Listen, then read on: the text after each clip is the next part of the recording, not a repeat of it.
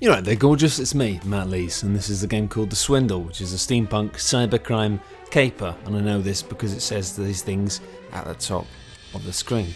I'm going to do a little play of this game because I thought about going through and showing you why it's good and why it's not and all that stuff, but then I thought, well, it's kind of a bit complicated to do that without showing you much. And I thought it might just be one of these things where it's actually a bit easier to just play it for a bit and let people watch, and it may cause you some sort of entertainment. First of all, I'm just going to jump into a game which I've been doing. You can see in the top bit up here it says 34 days remain. Now that's not very many. This game actually has a ton in common with Invisible Ink in the fact that you've basically got a limited amount of time to get yourself into a position where you can do something cool, and if you fail to do something cool then it's a bad time and it's game over. You do that by just sort of gaining money and buying upgrades. Again, it's very, very similar to Invisible Ink in many ways, but also quite different in terms of how it plays, etc, etc, etc. And there's tons of stuff here, and you can kind of gauge how well or how badly you're doing in each run of a game by how impossible it seems for you to be able to afford anything good. Double Jump level 2, £40,000. Not even dollars, brilliant, it is actually pounds. It's nice to be able to play a game where it is actually pounds. I have to... Yes. Oh, I should talk about this briefly. I will explain to you. Let me just go on to a mission. I know the man who made this game. Oh God, I do. He's a nice man. And because of that, you should probably not trust anything I say about this game, because of corruption, etc. But no, he's a nice man, and I have been familiar with his work for a lot longer than I've been familiar with him. He's the guy who made Been There, Done That, which was an excellent point-and-click adventure, which was very, very, very funny. And before that, he made a game called Gibbage, which I played with my little brother many, many years ago. And yeah, so I've been familiar with the guy's work much longer than I've been familiar with the guy. And yeah, let's try and explain this stuff whilst also playing. This is going to prove very difficult, so I'm just going to stand here where I'll be safe. But yeah, that's just something you should know. Full disclosure, etc, etc. I know another human being. I like another human being. So therefore, I am inherently corrupt and not to be trusted. If only he'd just given me a big bag of money, a sponsorship or something, then we'd have absolutely no problem at all. Oh, satire. Anyway, this is what The Swindle is. Basically, it's a game where you sneak around, you've got to get to computers, you hack the computers, you make loads of money. But to begin with, you start off with basically no skills whatsoever, and I'm not actually much further than that here, even though I'm 2/3 of the way through the game. You have to hack through doors, you have to hack through computers. It gets increasingly complicated as you go, and it does this wonderful thing of not actually explaining to you what the hell is going on a lot of the time, which means you discover new areas, you discover new things, and then you get just absolutely destroyed by them, and you get killed, and you get killed, and you get killed. I'll show you what happens. I get killed. Boomf. Wow, that was me getting killed in a really, really spectacular way. So Benjamin U Brigade is deceased. 0 successful heists. Oh dear, oh dear, oh dear. Now I could choose to jump straight into another heist or return to airship, but you'll see now that by doing that I've got 33 days now remain. Each time you die, or each time you complete a heist successfully, you lose a day. And if you die, you don't get any of the money. And that's the game.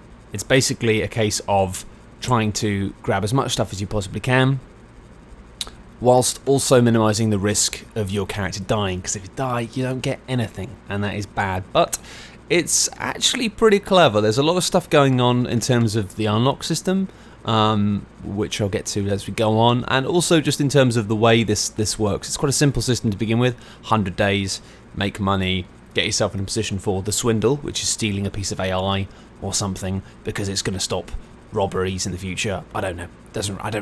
It's fine.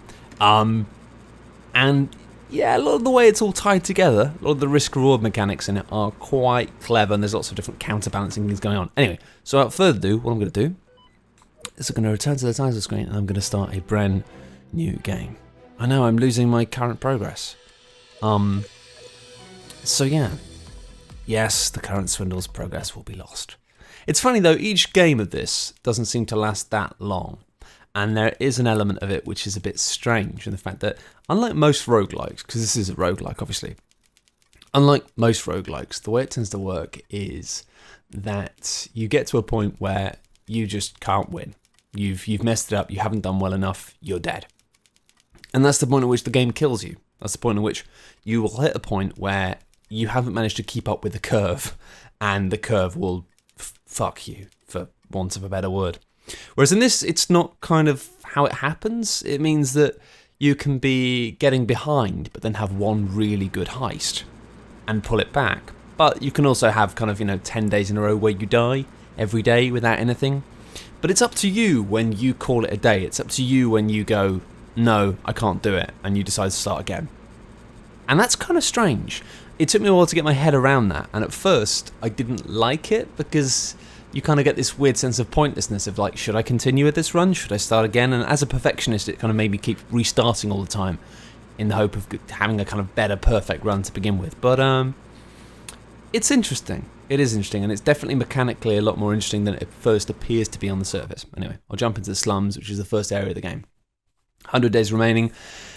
And again, I wasn't convinced. I mean, I thought it looked lovely in screenshots and stuff. It's kind of brown, almost kind of monochrome tints to everything. It was very stylistic. But again, I thought maybe, not quite bland is the wrong word, but I worried it'd be a bit too one-tone. But obviously this is just the actual starting area of the game. And as you continue, you have got like a lot more visual variety. On your first day, you don't have access to anything good, so you just have to pick up cash off the floor because you can't even hack computers.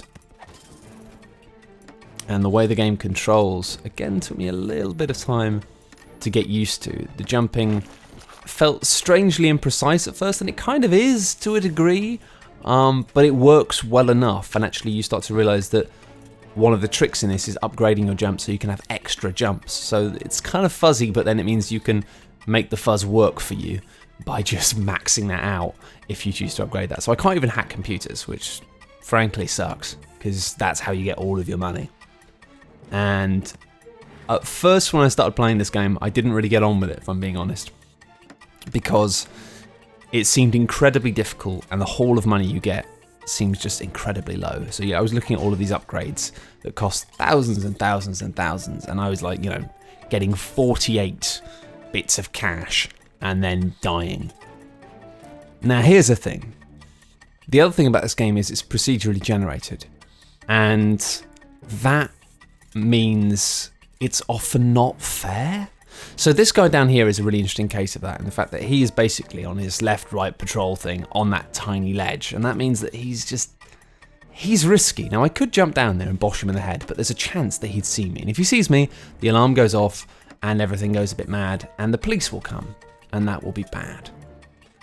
And you'll see what happens another time. But as it is, I've got lucky here, got the luxury of being able to see up there, and I can see that there isn't anything up there, which means there's no point whatsoever in me going down there, so I'm just not going to. And that's pretty much the whole of this level now. I've kind of cased the whole joint. It's not really complicated, it's an early level, and if I wanted to, I could have gone down there instead and avoided that guy, but there's no benefit to beating up dudes, so I'm just going to leave. Annoyingly, I only got a haul of $60. £60, for God's sake, Matt, you don't need to do this.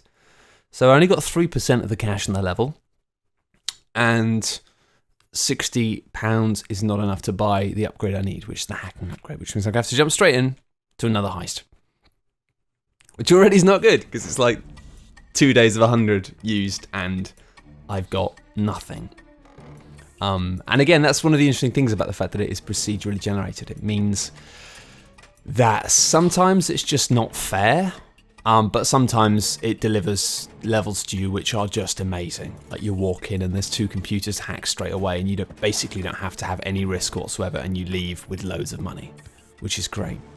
On the other side, sometimes I've had levels where I've come in and it's just been impossible. It's been like, well, I physically can't do this level, it's not possible. You arrive and you don't have a skill that you need in order to actually complete the level, and so you just have to leave, because it's too big a risk to try and go in there without a skill, which again is frustrating, but that's why it's interesting. It's this long game. It's how you approach this long game at 100 days. And at first I had this thing of being like, well, I kind of thought, well, surely it's best to just go in and get a little bit of money, play it completely safe, and then leave. And that seemed to be the game. It seemed to be this thing of being like, well, get some cash and then get out. And then by ensuring you don't get caught all the time, you'll always get a decent amount of money, and over time you'll build up quite a fortune. And that seemed to be the way the game was played. But I was wrong, because actually there's another mechanic which is quite essential and quite clever in the fact that you complete a heist just by getting in and out, but you don't actually succeed in a heist unless you get, I don't know the exact figure, but I think it's maybe either 80 or 90% of the cash in the level. Which means the long and short of it is, it's not a successful heist unless you really case the place, unless you get everything. And there's a real benefit to getting that. If you get a successful heist, you'll see on the stats here, there's an XP bonus at the bottom. For every successful heist, it seems to go up by 20%, which means you get your bonus of money is increased, which means you're just getting like an extra 20% cash for everything. And if you get like 2 successful ones, it goes up again, which means that even though it's safest to just keep going and doing the very minimum, getting a bit of the money, not taking any risks, then leaving just to make sure you don't lose everything by dying, there is also that benefit of leveling up a character by really going for it and really like rinsing places. And that again creates another risk reward mechanic in the fact that you have this situation where you're like, well, should I take a risk on this mission?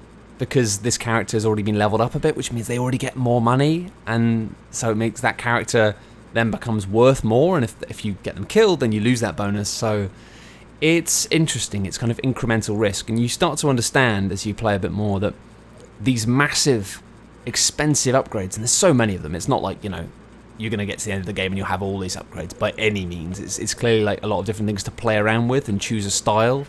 And I mean, unlike some roguelikes where you kind of get have like random items that come out throughout the game, and you tend to like adapt your build to what you're fed by the game. That's kind of commonly a roguelike thing of being like, okay, well this time I've been given this, so I'm going to focus on this. This one is very much freeform. There's no, it's just money. There's no other kind of factor or variable involved there, so it is just a case of like experimenting, trying different things.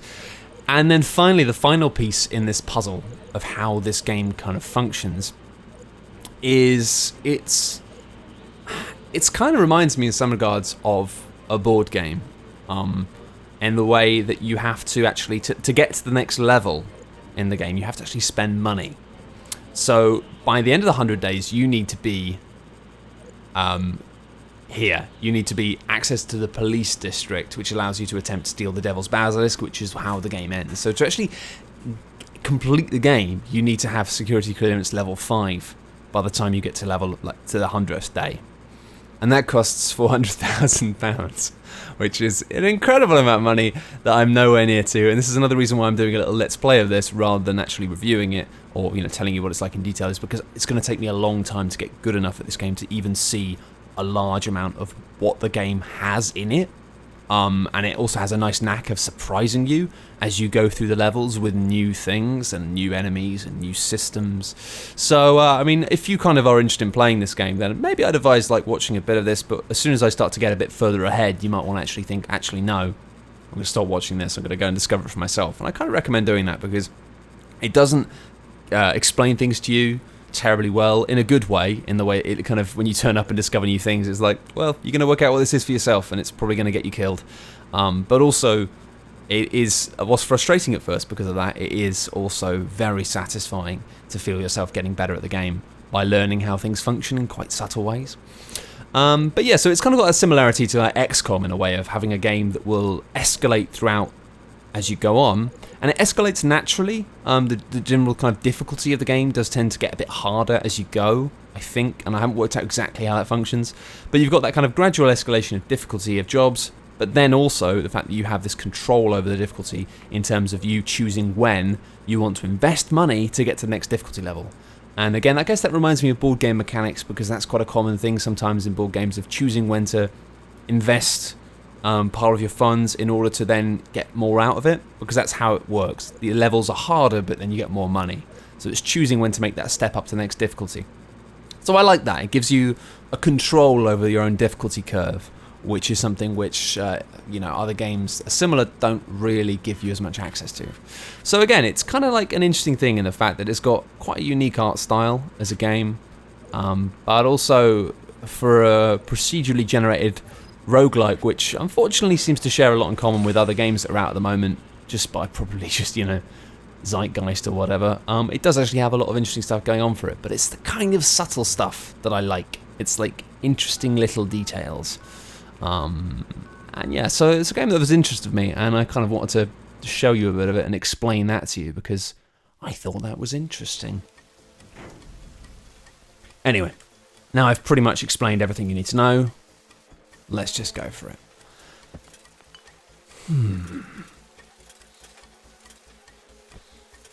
There's no benefit whatsoever to going up there.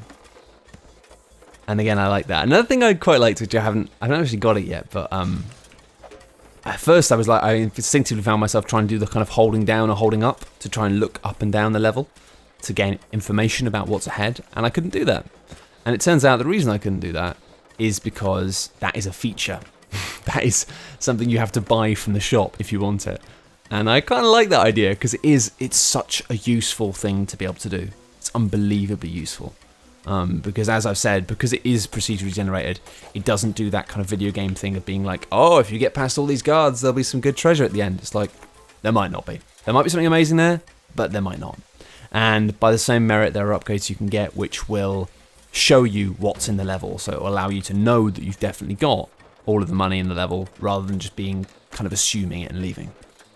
So it's interesting. It starts off very feature light and very kind of light in terms of information on the HUD, but as you go, it expands to become a little bit more controlling. And again, there's things that were kind of frustrating at first, like the fact that when you are climbing up and down things, you slide. There's like an upgrade you can get which allows you to just be fixed in place so you stop sliding. So at first, if you've got a lot of experience playing platformers, you might find the lack of control to be a bit frustrating, but it's one of those things where you kind of quickly realize that actually control is just something which you have to earn and have to pay for. But if you're like me, you're probably a cheapskate, so you'll end up spending the money on upgrades which allow you to do other things and just fudge through with maybe slightly rubbish controls. That was pretty close to me getting seen by these guys, which is not the end. Yeah, that's bad. So getting seen in this game is pretty bad. Everything starts to attack you, and usually those guys aren't a problem because they're slow and a bit useless. But that guy saw me and then got a good biff on me. But now I've got a different character, Joseph Watchbreaker. And every time you die, you get a new random character. And some of them have wonderful names, and some of them you kind of fall in love with a little bit because they look cool. That was a bit of slow motion attack. And also, like, they're just good. So I haven't got double jump at the moment. That's going to be a problem. Double jump's probably the second thing I'm going to want to get because it only costs 2,000, so it's quite cheap and it's very useful. Like that pit of spikes we just saw over there, I can't get past that. I don't think. Not without double jump anyway.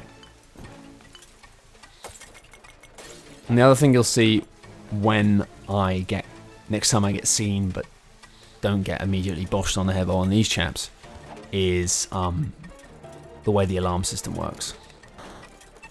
The alarm system changes the game quite substantially.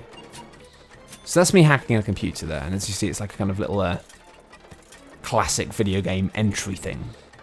And then you get the money that's in the computer, and it always tends to be about 600 or so. I think, annoyingly, that's me done in this area. This is me talking about the kind of... I maybe could try and do some... Oh, no, I can get up there. Awesome. Yeah, sometimes if it's like just the height of your jump, you can kind of... yeah, you can kind of do it, but it's tricky. Again, I can't work out if that's a kind of feature or a slight bug that has become a feature, but it's just sort of the way the game is, and it seems weird at first, but you just get used to it. And you know what? I think that's me done here. I don't think there's going to be a third computer. That seems unlikely, and everything else seems a little bit dangerous and unnecessary, so I'm just going to leave. But the way it works is, up until the point where you get seen, you can basically take as long as you want to do whatever you want. You could spend an hour on a level if you want to, or you could spend 5 minutes. Usually it tends to be quick because, you know, why would you spend an hour? But that's good. I chose to leave at the right time. 98% of the cash is stolen. and that's one successful heist. So now I've got XP increase, so I don't get it for this one, but I get next haul, I get more money. And that is good. But when you actually get spotted and the alarms go off, the game changes tone quite rapidly in the fact that what tends to happen is it means that then you're very much on a timer. The police are going to come, and the police are usually summoned like one side of the map or the other. So sometimes they're summoned right next to your little escape pod, sometimes they're summoned on the other side. And the police are kind of stupid. They often get stuck and they often jump in holes, but it's just not good having them around. They're just extra trouble, and you don't want that. So that's a problem. And also, as the police get better, you tend to have things like little surprises that I won't really spoil, but there's other things that can happen which are not good, that are police related. And the most important thing though is the money starts to drain out of the computers. So as long as there's no alarms here, I can just keep hacking these computers happily and getting the maximum amount of cash out of them. But if the alarm has been triggered, then every few seconds or every second or so, like, money drains out of all the computers, which means if you want to get the cash, then you need to basically really rush. You need to just leg it around, get the computer cash, and then just get out of there. Because it gets to a point where if it's been about 30 seconds, 20 seconds after the alarm's gone off, the computers are all going to be pretty much empty, and it's just not going to be worth your time. Also, the police guys, all of these robots just tend to run around picking up cash off the floor as well. So it's interesting how the game very much changes tone. It's not a case of like when the alarm goes off that you need to just definitely leave, but it is a case that basically as soon as the alarm goes off, the pacing of the game changes dramatically. And rather than being this slow, careful thing where you can go around and case a joint and work out what you're going to do, it becomes this mad rush where it's like, what are you going to do? Do it now. Go, go, go. Ah! And that's when the swindle kind of gets its most exciting, really, because the alarms do go off. Because you will mess it up. Well, I mean, I will anyway. Maybe some people will just be amazing at this game, but I'm not. And it's pretty cool, because then you have your moments. You have moments where you're like, making a mad dash to try and escape from the police, and then being gunned down and failing to escape them. Or you have a mad dash to escape the police, and you make it out just at the last second, and it's the most exciting thing that you've done possibly ever. And that was the point after playing this game for probably about an hour. That was the point where it really clicked, where that happened to me, and I was like, yeah, this game is very cool. Can I get up there? Do I want to hang around this window next to this robot that might look at me? Yeah. It's interesting, these little robot scanner things, they do actually have kind of a pattern to them. I won't explain what it is, because again, it's the sort of thing where if you want to play it for yourself, it's one of these things where as you start to very gradually understand the way that everything functions in the world, you get a much better understanding of how to manipulate and how to survive. And that's part of it. I don't want to, it's a comparison, but it is a bit Dark Soulsy in the fact that you don't actually ever get any better. You do get skills that make the game a bit more forgiving, but mainly you get better at it just by understanding the world and understanding the enemies. Again, 2 successful heists in a row. It's going to get very nasty soon, I can just tell. But I've got enough money for double jump, so that's good. Maybe something else. Let's have a look what I can get. Double jumping is probably too good not to get. Although hacking skill 2, I don't need yet. That's to unlock doors, and that's something in the next area. Of course, one thing I could do would just be to save up for enough money to go to the next area. The warehouse district. But I think I'd be pretty dumb at this stage not to just get an extra jump. Just because it allows you to get through things which just otherwise are impossible.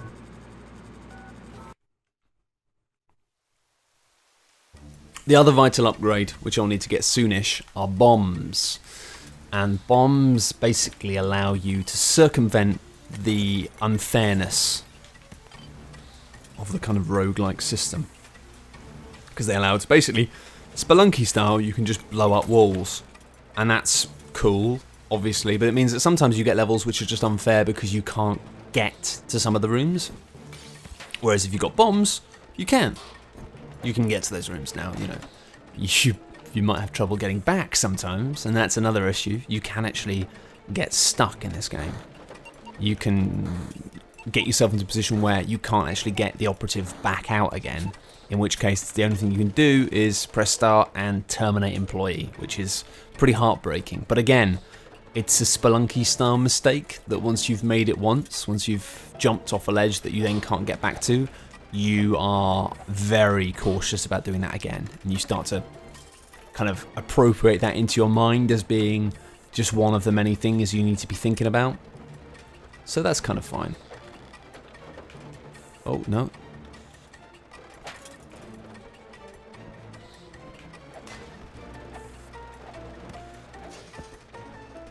Okay, where's the other computers? I'm worried this is going to be one of those ones where maybe there's only one computer here. I'm actually doing pretty well here, I've got to say so myself. The first few rounds of this I played, I was pretty awful. And this is considerably less embarrassing.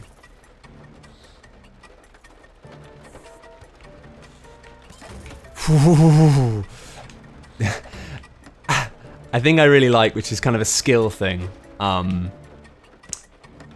is the fact that your melee swing is actually slightly longer than the vision range of those normal guards, which means that, yeah, if you time it just right, then they can be just about to see you, but you can just bosh them on the head.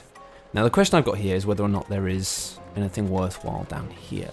No, there isn't. I can see it. So again, I think this is just another successful heist. Yeah!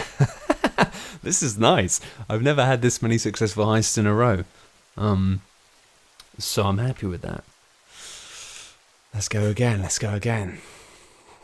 94 days remaining. It seems like a lot, 100 days, but when you have a run of losing and losing and losing, it gets pretty disheartening.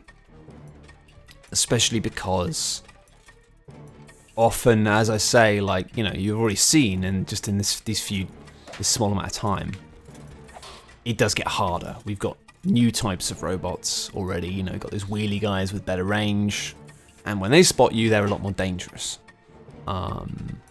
So yeah, it's one of these things where you keep not getting any money, but the game just continues to get harder regardless.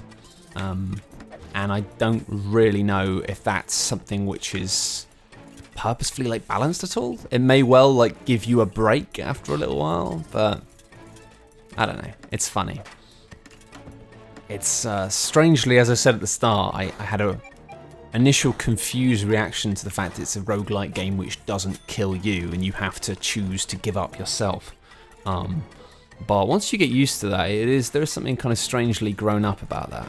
This idea of being like, you decide when the game is over, like, and at first you're not really equipped with the knowledge to do that, so you just kind of keep going, thinking, well, maybe it'll be okay. And then as you get on, as you get better, you kind of get a sense of being like, am I going to be able to make $500,000 before, like... Oh, that was a bad idea. Okay, right, well that's made my decision for me. Okay. Oh, this is a terrible idea. Let's go back the way I came. I do not want to go over there. See, I was looking at that computer down there and being like, I knew it was a bad idea. Thankfully, the police aren't here yet, so I can just leave without any trouble. But yeah, I was looking at that combination of things at the bottom and I was just like, this is a terrible idea. So I'm glad I didn't go for that, because I think if that alarm hadn't gone off, I would have probably gone for it and I would have probably ended up killing myself. So I think I was actually, yeah, dodged a bullet there. Again, the game becoming more difficult. That's a mine. What do mines do? They blow up. Now, I'm not sure how long I've been recording for now, but I'd say that this is probably the point where if you're watching this and you think, you know what, this game does actually look really cool, that Matt Lees guy, you know, he's alright, he does actually kind of know what games are good and what's not, then I'd really recommend just stopping watching this now and going and playing it for yourself, because this is the point at which you start to kind of see how things work a little bit, and you will spoil an element of the game for yourself. But otherwise, let's carry on. And yeah, mines. Again, you have to hack them, but if you get the hacking process wrong, then you're dead. So again, a nice element of the fact the game doesn't actually tell you anything, but it does slowly ramp it up with that classic tutorial system of being like, oh, you're hacking terminals, you're hacking doors. These are fun things, aren't they? And then being like, oh, now you're hacking these, and if you get it wrong, then you're dead. The game just very slowly baring its teeth to you. And there's no way I'm going in through that window. That's suicide. This window looks a bit better. Oh my god, look at all these bloody mines.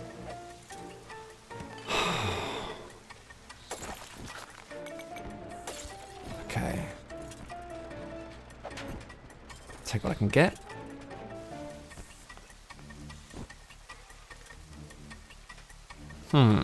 Okay.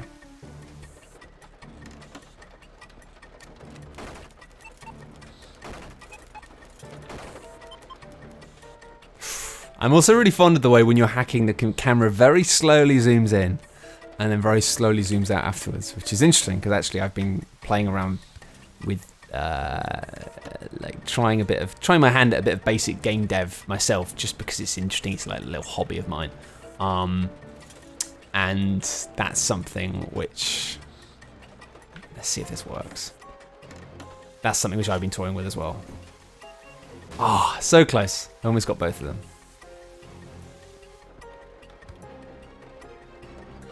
But it does add to the sense of intensity sometimes when you're hacking things right next to it, and it's like really on the edge of, are you going to get seen or not? Because it does become very much like kind of a bit more System Shock 2 style things of being like having to hack stuff whilst cameras are watching you. And this is a really good example actually. Like, look at this robot looking around, and it's like, well, I could try and hack that, but what if the camera turns around and looks at me midway through? I don't really have any other choice, so I'm just going to have to hope it doesn't.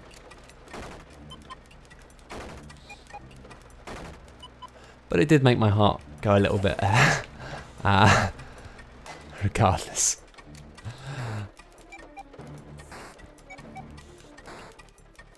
And the fear of getting it wrong as well is pretty strong with that one. I must admit, like, I don't like hacking mines, because if you get it wrong, you're not immediately dead, but you kind of are. Yeah, and I don't want to say too much about how the mechanics function, just because there's a lot of interesting stuff going on. I don't want to spoil it.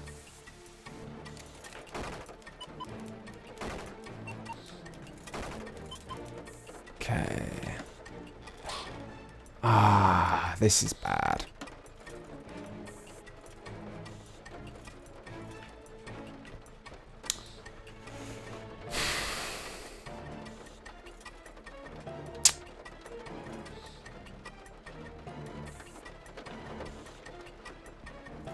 You know what? It's not worth it. It's not worth it. I'm leaving. There's a combination of things I could do. I could have run past the mine and jumped and attacked, but I don't know. I got a bad feeling about that. I got a bad feeling. But let's keep on heisting and see how I get on. Now this is more like it. Look at that. Two chaps. Let's open the door, let him out.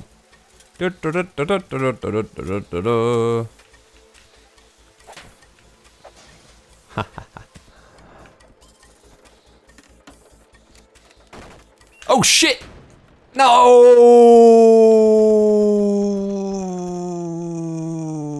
Oh, he's hammering the buttons and I just started another heist. I did the wrong combination of things, and that easy heist became a heist where I just completely spluffed it up, didn't I? Completely. Right, yeah. Damn it. That was a really nice multiplier, and that was an easy heist, and I would have got loads of money, but I didn't, because that seems to be the nature of the game. So yeah. Hooray. Oh god, it's bad. Okay.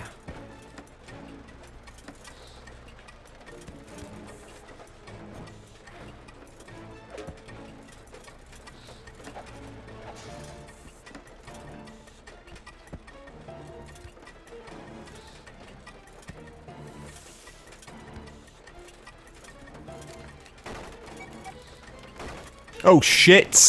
Oh, I've done it again.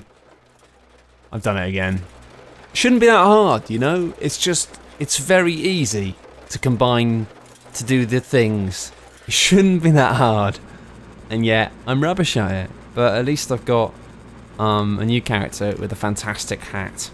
So there's swings and roundabouts there. Anyway, that's the end of part 1 of Let's Play the Swindle, which is just me playing. But hopefully in that has sort of served as being a fairly in-depth introduction to why the Swindle is pretty damn good, without giving away too much of the kind of game's content and all the little surprises and stuff that will keep you on your toes. I'm playing this on PC, but this was coming out on PlayStation 4 and Vita. Personally, I'm going to be playing it on Vita mostly after I've done this series, because it's the sort of thing where, yeah, like bashing through as a little roguelike. I like roguelikes on my Vita. I play a lot of Binding of Isaac, even though I play tons of the Binding of Isaac, but I don't really like it very much, which I know is a very strange combination of things. But this, however, I do really very much like. So I'd recommend giving it a look. And if you don't want to buy it, then that's fine. You can just continue to watch me playing it, because that's how the internet apparently works these days. Thank you very much for watching. Bye!